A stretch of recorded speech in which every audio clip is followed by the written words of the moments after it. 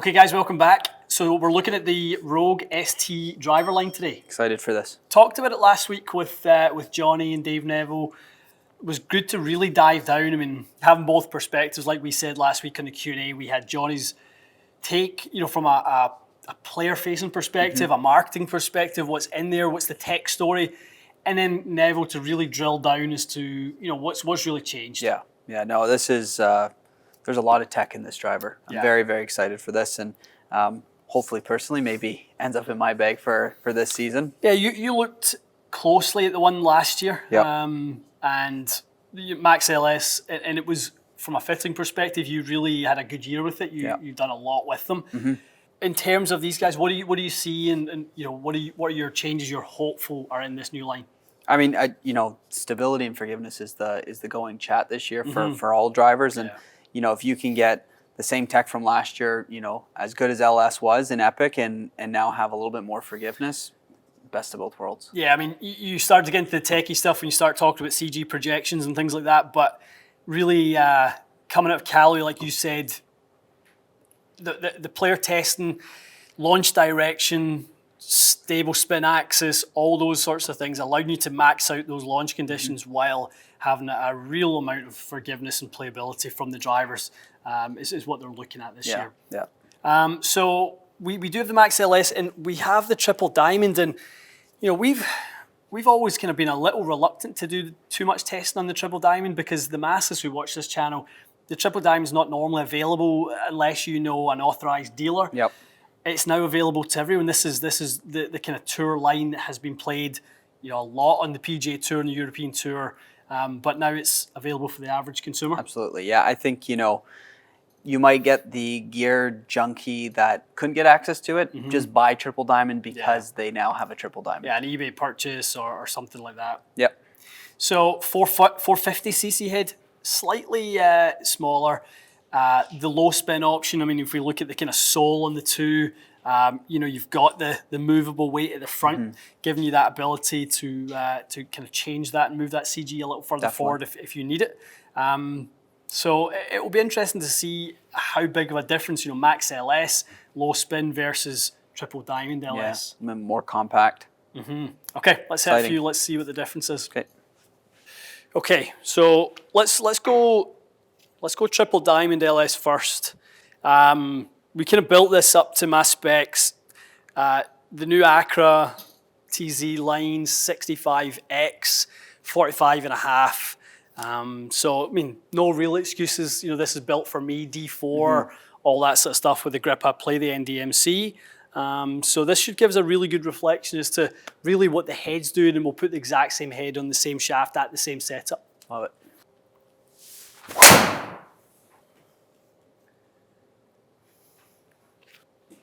Strike.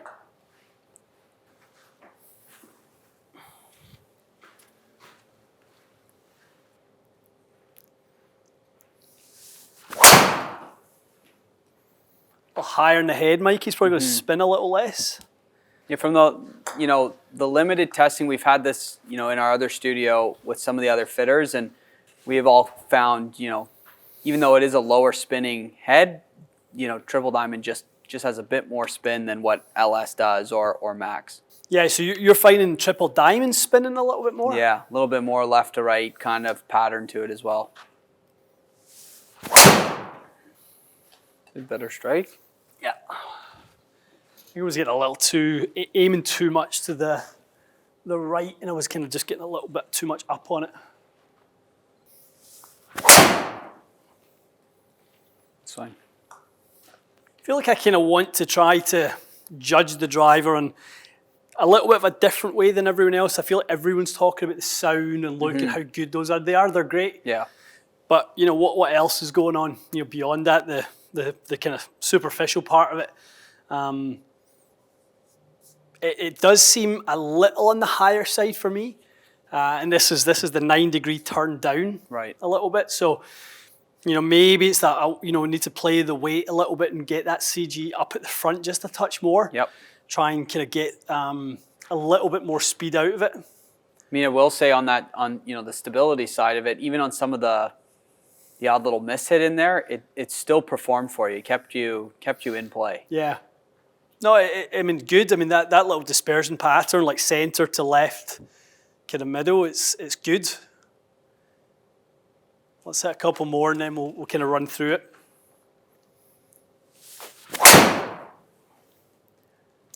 I mean, for a shot that's a little toy, 9mm toy, Yep. that's pretty straight. Yeah.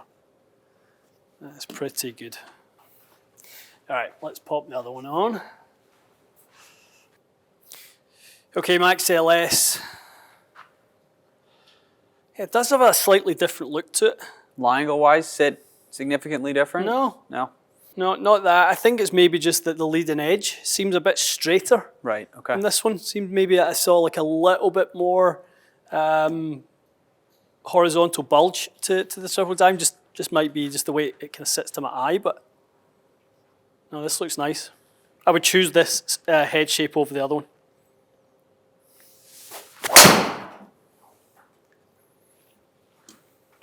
Strike.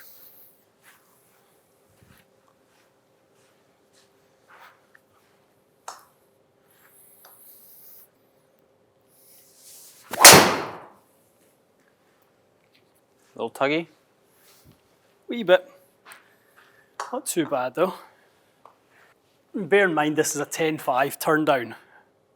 So it's playing 8.5. Okay. But the starting loft is a little bit on the high side.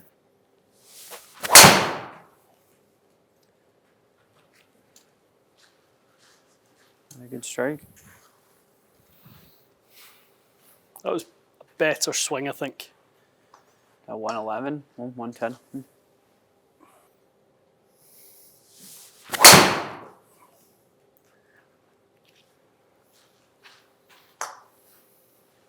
A bit more confidence looking down at this driver. Yeah, no, it definitely. It's definitely my pick between them. That's for sure. Definitely a lot easier for club head speed, a little bit higher than Triple Diamond with this guy. Yeah. Like you see a lot more of the 110, 111 with this versus, right in the 109, kind of 108 with Triple Diamond.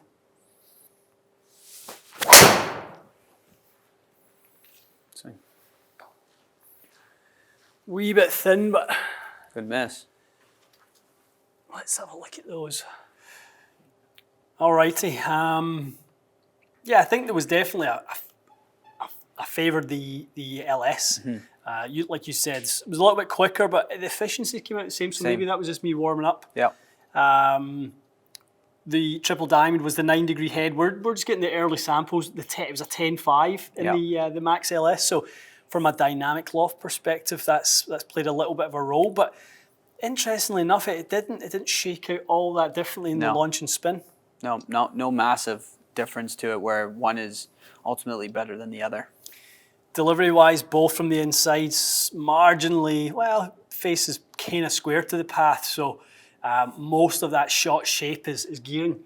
So it's the slight toe strike, Mikey boy. So yeah, pretty decent opening performance. I would say maybe I would love to get, if we had any contacts at Callaway or if we knew anyone at Callaway, it'd be nice to get an 8.5 head that we could turn down a little bit.